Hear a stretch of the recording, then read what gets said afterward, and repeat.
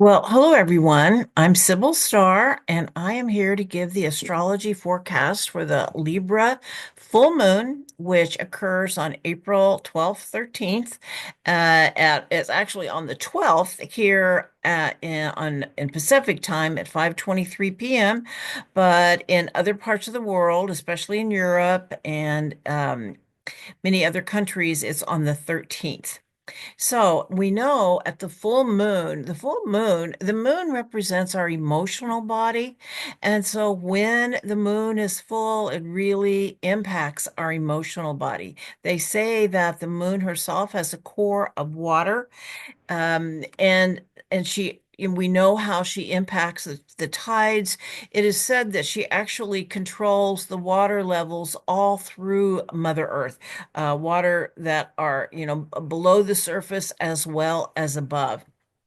And as I said, it impacts our emotional state and uh, some people in service positions often, if things get a little crazy, they say, well, is it a full moon? Because things do get a little crazy at the full moon. We know that the earth rises 6 inches to meet the moon at the full moon. Animals feel it, everything on earth feels it. And we can also it's also a time of illumination, and it is a time where it's really good to be with other people. It is a time for gathering and connecting. Okay, and it is the first full moon after the solar eclipse. And the solar eclipse was about entering new frontiers of consciousness. Well, many things. When the end falls into the beginning was a very powerful solar eclipse. All right, so I am going to show you the the chart of the full moon. Okay, let me get it here. All right. All right, so here is the chart of the full moon. And so what we have here is that we have the moon is at 23 degrees of Libra, 20 minutes, exactly opposite the sun at 23 degrees of Aries, 20 minutes. And as you see how tightly conjunct Chiron it is. Chiron's at 23 degrees of Aries, and Eris is also right in there at 25 degrees of Aries. Okay. And so this, like I said, is a really powerful full moon. And one of the reasons is because it's also in a focal point with a yod. Okay. And so we've got over here, we've got uh, Venus and Saturn are 150 degrees from this full moon, and the moon is also 150 degrees from Uranus at 25 degrees of Taurus. And then Uranus is sextile Saturn and Venus. So that is called a yod or a finger of fate, and the release point is the sun. Okay, so the release point is also very powerful. All right.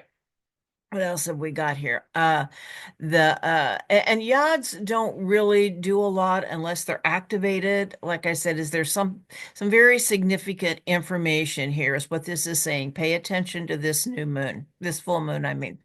All right. The moon is trine Jupiter. Oh, yes. And we also have a T square of the sun. Well, all of these Aries here, the sun, Chiron, and Eris opposite the moon, and they're square Mars. Okay. All right. The moon is also conjunct the part of Earth, as we can see here. But anyway, this is a T square, and this is a challenge. Whenever a T square is a challenge, the moon is square Mars, and Mars is square the sun, and then there is opposite. All right. Mars is also in a trine to all of these Pisces points. Now, this is the part of fortune, and it's only calculated here where I am. It's going to be in a different place where someone else is. Okay. So we've got the um Venus, Saturn, North Node, and Mercury. Mars is in a trine to all of those. Let's see, what else did I want to talk about? Think that is it. All right, but that's a lot. All right, so let us talk about what all of this actual. Oh, one more thing. Yes, Neptune is at 0 degrees Aries, and this is really important. Neptune went into Aries on March 30th, and so this will be actually be the first. It was heading into Aries at the solar eclipse. It happened the day after, so we did talk about it then, but we're going to also talk about it today because this is a very powerful event that is happening now. All right, so let's talk about what all of this means. All right, so first we're going to start with the sun in Aries because it's always because the a full moon has no light of her own. She only reflects the light of the sun. So it's always a balance or integration of the two opposing signs. And so Aries is archetype is Aries is the first sign. It is the I am consciousness, claiming I have a right to exist, where it steps out of the world of the formless unconscious into the world of form and self-awareness. Okay. Aries is an explorer of new frontiers. And I just saw this recently and I really liked it. It says that Aries is the torchbearer of light as the first sign. As it steps out of the unconscious into the light, it is the torchbearer of that light as not only the first sign, but the first fire sign. All right. Aries has to do with strong life force energy for new beginnings and growth. Aries energy is courageous and is bold, and one must have courage. Or let's put it this way: to have courage, one must face their own fear, to be afraid, but do it anyway. It is a warrior and a protector. It has to do with personal sovereignty, boundaries, where we say yes, where we say no. This is what I want. This is what I don't want. It's about assertiveness. It's about our desire nature. Aries is very passionate. It has strong desires and strong will. And that's one of the I would say the teachings or goals of Aries is to learn how to align their will, how to use their will. It's teachings around how to have the use of one's will. Um, and when Aries and Libra both are around, and we've got the Aries Libra opposition, it does bring in conflict because it is that balance between self and other. Like I say, where we say yes, where we say no. And Aries requires a challenge to grow. I've had many Aries in my life, and my experience is that quite often, if there isn't a challenge, they'll create one because they get bored. Okay. Anyway, the shadow of Aries is a selfishness. It's all about me, aggression, and being willful without consideration of others. And that's where Libra comes in, the Aries Libra polarity, the opposite sign. It's the balance between self and other. And it's about the healing of polarity consciousness through the integration of opposites. And so the Libra archetype is about our connection with others. It's very relationship oriented. Often they say often that Libra doesn't know who they are if they don't have someone in their life to mirror it back to them. Okay. It's about art, beauty, and aesthetics. It is the sign of peace because it's the sign of balance. And a lot the thing is, Libra is seeking balance. We're not going to say Libra is balanced, but it is seeking balance. But it is the sign of peace as we align with our inner truth. That's how we find that inner peace is through our inner truth. It's ruled by Venus, and Venus really wants harmony, serenity, and inner peace. And back to the seeking balance, I love I've shared this before. There in the Aleister Crowley deck, the Thoth deck, the Libra card is called Adjustment, and the image is the goddess Themis standing on the tip of a sword. Now, the goddess Themis is the goddess of justice. She holds the scale. She's the one in front of the Supreme Court. And anyway, but on this image, she's standing on the tip of a sword because that is our place of balance. And so it's like, it's very easy. It requires adjustment to continually bring ourselves back into balance, being shown where we're out. Libra can have tremendous empathy. They can feel another's pain. It can be very kind. And it's also a diplomatic sign, tact and diplomacy. And especially, Aries can be very aggressive. The shadow side is aggression and war. And Libra can come in with diplomatic solutions. The goddess Athena is also associated with the sign Libra because she knew how to win without war. She knew strategy and diplomacy, and that's what Libra is known for. Uh, Libra, the shadow of Libra can be conflict avoidant, but the thing is, the place of the greatest disharmony is when there is conflict that is not being dealt with. Okay. And so it's really important to deal with things as they come up. Another shadow of Libra is codependency. Like I said, Libra sometimes doesn't know who they are if they don't have the mirror of someone else or someone else to mirror it back to them. So it's important to be in a relationship with someone because you want to be, not because you feel like you need to be. Okay. It's also known as the cult of the nice. Libra can be very people pleasing in their conflict avoidant state. All right. Now, this moon is conjunct the fixed star Arcturus, which is very beautiful star nation. Um, and the beings from Arcturus are fifth to ninth dimensional beings. It is said they live in a state of unity consciousness and unconditional love. Edgar Casey says they are the most advanced civilization in the Milky Way. It is said they have mastered their emotions and live in a state of inner peace. They teach us that we must be the peace we want to see in the world, and we do that by mastering our emotions. Okay. And, Libra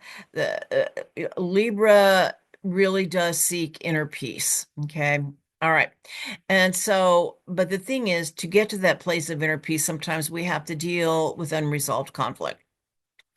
So anyway, back to the Arcturians. And so as we align with the light of our inner truth, we can be at peace, even in the midst of chaos. That inner light can guide our way. And I feel like we are in quite a storm right now. And so I'm not surprised the Arcturians are here with their teachings. And the Arcturians say they will work with anyone who wants to evolve their consciousness as they live in oneness of they live in the oneness of source, the oneness with all beings, and they want us to understand and remember that we are source energy. And as we do, we will evolve our consciousness for the greater reality. They also want us to know that fear is a 3D construct and does not exist in other fifth dimensional realms. That is a big teaching of theirs. That fear is part of the fear control matrix that we have been living in the 3D reality. But as we start shifting into the fifth dimensional realities, we need to release all of the fear. And I feel like that is a big piece of what is coming up right now. All right. So the moon is like I said, is the moon in Libra is at a focal point of a yod with Venus and Saturn, as well as Uranus in Taurus. It is a finger of fate or a finger of God, is really pointing to it, saying this is something very important. Pay attention to this. And so Venus in Pisces is one of the components, and which is the ruler of this Libra moon. There's more modern ways to say it, but I think that still really says it best. There's a big connection. Anyway, Venus in Pisces brings in unconditional love and where we are all one. And to remember that, okay, that's a big piece, I believe, of this energy of this full moon. It's also Venus is conjunct Saturn in Pisces, which is part of the yod, which to me is about healing what we would call original sin or the illusion that we are separate from source. This is the heart healing of an existential wounding that we are being given an opportunity to heal. And I want to share this quote from White Eagle. He says, "Do not separate heaven and earth. but strive rather to draw humanity into closer relationship with heaven. Strive for increasing cooperation and interpenetration between the higher worlds and the earth. And so I feel like the higher worlds are here. The fifth dimension is here. It's just aligning our frequency with it while still living in this 3D reality. Okay. Another piece here that I think is really important is the relationship aspect, the Mitakuye of the Lakota, all my relations, which invokes the interconnectedness of all life, human, animal, plant, stone, magical beings, microbes, star nations. We're all connected. We're all one. We're all faces of source, of creator, of God, whatever we want to call that. And this is a time of really start really remembering this, okay? Because we have forgotten it, the veil of forgetfulness. What, but that veil is being lifted. The veil of forgetfulness is being lifted. And as we do, it will help us heal the divisiveness in the field and understanding that it all begins with you. It's a choice between love and fear. It doesn't happen outside of ourselves. It happens within ourselves as a response. Now, the other planet is Uranus and Taurus. And Uranus, of course, brings change, but in Taurus, it's about being grounded and centered in your body, connected to Mother Earth. And I feel like it's about taking care of your body and nurturing all life on Mother Earth. And to remember that we came here for a mission, and to do that, we must be fully present in this lifetime. Many star seeds really want to go home while you came here on a mission. And that's why it's so important to stay present in your body, take care of your body. And it's also about when we can be the calm in the storm, it can actually calm the storm around us. It changes the field. Taurus is also ruled by Venus, really wants that inner serenity, that inner calm. And to know that whenever there's a crisis, the person who is calm is the one who actually is able to figure out what to do. And so it's really important to do that. But it's also energetically, that's the Uranian piece. It absolutely changes the field around you. Okay. All right. The moon is also trine Jupiter in Gemini, which can indicate an easy flow of emotion and connection with beneficial relationships, bringing a multitude of ideas. All right. Now, the sun. The sun is conjunct Andromeda Galaxy. But well, it'll be exact on April 16th. So it's a little out, but it's close enough. It's a really big, I give it a bigger orb. I feel like it's very powerful. And the Andromeda Galaxy is said to give birth, is the mother galaxy, and has been said that it gave birth to the Milky Way galaxy. And someday, millions of years from now, they will merge and create a whole new galaxy, is the belief. But it is said that those from the Andromeda Galaxy, there are many starseeds here from the Andromeda Galaxy. Many have Andromeda Galaxy imprinting and the imprinting of the mother. It is said that those from the Andromeda Galaxy are bringing a new paradigm of consciousness based on change and fluidity. The Andromedans teach us to base our reality in our own consciousness instead of the outer world, because the outer world is constantly changing. Is to really, the only true reality is what lives within the rest of us. The rest of this is a dream. The true reality is what lives within us. And this is the true reality, the true nature of reality. And the Andromedans are masters of change with the ability to rise above confusion. All right. Now, the sun is also conjunct Chiron in Aries. And we've been talking a lot about Chiron in Aries because its wounds around identity and the ego self are being triggered. You might find that you're really being triggered right now. And as I said, part of the ascension process is to release the fear, to be able to to free ourselves from the fear and control matrix. We have to let go of the triggers or the unhealed wounds, the ties that are keeping us in that state. Okay. And so that's why a lot of stuff is coming up right now as everything is getting shook. The whole matrix is getting shook. Okay. But it says to also focus on healing your self-confidence, personal will, personal sovereignty, and fears of taking initiative or facing challenge. Okay. Challenges. All right.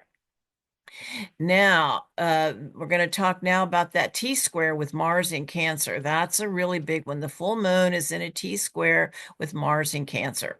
And of course, Mars is the ruler of the Aries sun. And it's, conjunct Chiron as well as Eris. And Eris is a feminine warrior and she's a disruptor. Okay. Disruptor of the status quo.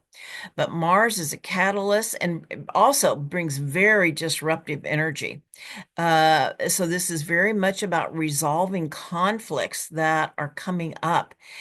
And the best way to meet them is through a place of inner peace and clarity, not just an emotional reaction. And that's easier said than done. I'm going to talk more about that, but that really is the goal. Mars in Cancer is very safety and security oriented, so it may bring up fear because the world is getting shaken. There's so much happening, it's hard to even know what the real truth of any situation is. So the key is to really, hold that center as all of this stuff is coming up. There's also a lot, not only fear, but there's some hate in the field, and it doesn't feel very good. And I found this great quote, and it said, "Hate is not merely an emotion; it is a frequency, a distortion in the field of consciousness. It is the echo of a soul that has forgotten its source and fears underlies it." So what this means, we talked about the separation from source. We're in the process of healing the separation from source. But some of these really deep emotions, that's what they're underlying, is the fear and the feeling that separation, feeling like when we're scared, we feel like no one's got our back, that everything is falling apart and we can't control it. And so the key here is to not participate in this drama, the drama of fear, hate, and anger. Step back and disengage. Do whatever you can to find that place of inner peace. Here's a quote from Viktor Frankl, because it's really about response and it's about responding and not reacting. So he says, between the stimulus and the response, there is a space.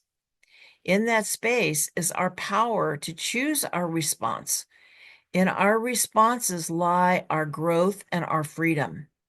So we can choose to react or we can wait. Hold on, kind of hold your center, and then respond. Okay. There is a space. There is that split second. Sometimes you say things you shouldn't say or do, but you do them. And so stop. And absolutely pick your battles. You don't have to fight everything. There may be places where you do need to stand in your truth, but be very careful about the ones that you actually choose. Not every battle is worth fighting. All right. We are in a huge storm of chaos and breakdown and the crumbling of the illusion in which we have been living. And as I shared with a group the other night, if you go, it's kind of like going out and trying to fight the storm. If you go out and try to fight the storm, you just become part of it. So it's hold your center. Find that place of inner calm and don't feed the fears. I mean, it's very easy to feed the fears, but we can stop that at any time and know that everything on some level is okay and everything is as it's supposed to be, even if we don't understand why. But to hold your center, okay? And so instead of adding fuel to the flame, hold your center from a place of peace and transform the energy. I think I shared last time, the prayer, of the beauty way. We can say it, there is peace above me, there is peace before me, there is peace behind me, there is peace below me, there is peace to the left of me and peace to the right of me. And there is peace within me. And then just see that out into the field. And really, on the quantum field, it can really change your whole experience and the energy around you. All right. And to know that it's always a choice between love and fear, and to choose love. The heart's the only way. This Mars is also trine planets in Pisces, and the Venus, Saturn, North Node, and Mercury. And Mars is about taking action. And so it says flow like water around obstacles when you can. Like I said, pick your battles. You don't have to fight everything. Let some things go. Surrender and trust the process. Navigate the stormy waters with your inner guidance and trusting that. And align your ego or free will, your ego will or your egoic will or your free will choice with divine will or the soul plan. The world is changing and so are you. And when you can align yourself with your soul plan or divine will, things will go a lot more smoothly. All right. Venus, Saturn, North Node are conjunct all month in Pisces. And so this to me is a really beautiful energy. It's a path of personal growth and self-realization through love. You may have new insights about your relationship. Venus has been retrograde and she's going to go direct actually on April 12th. Okay. New insights about your relationship must resonate on a spiritual as well as emotional level. I think to be really being aware of that in your relationships in the same resonant field. And Pisces, is the last sign. And so sometimes it's about endings. And so some relationships may have lost their life force. This asks us to live from the heart and authenticity of the self. And we may have experiences of where we become more aware that we are multidimensional beings. And there is a new awareness of existing in more than one dimension. All right. All right, Venus and Mercury have been retrograde. Mercury went direct on April 7th, Venus on April 12th. But they're both conjunct the star Markab in Pegasus. Saturn is as well. And so Pegasus is the magical winged horse that is a divine messenger.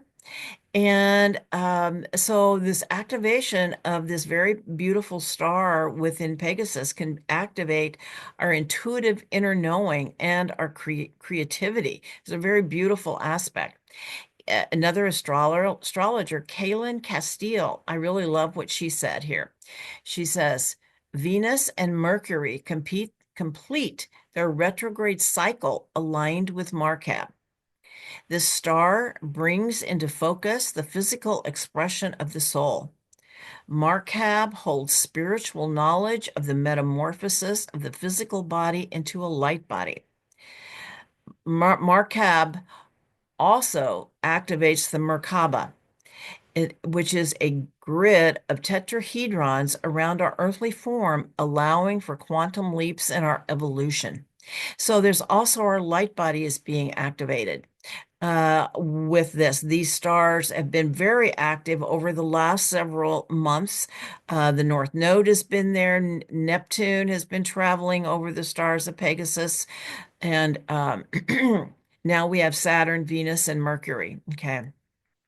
And as I said, Mercury went direct in Pisces on April 7th. He's going to enter Aries on April 16th, where he will then conjunct Neptune.